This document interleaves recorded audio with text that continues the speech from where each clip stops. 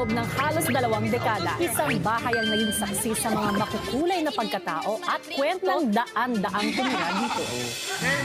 Gusto ko sumabog. Ano po ako? Cyberbullying.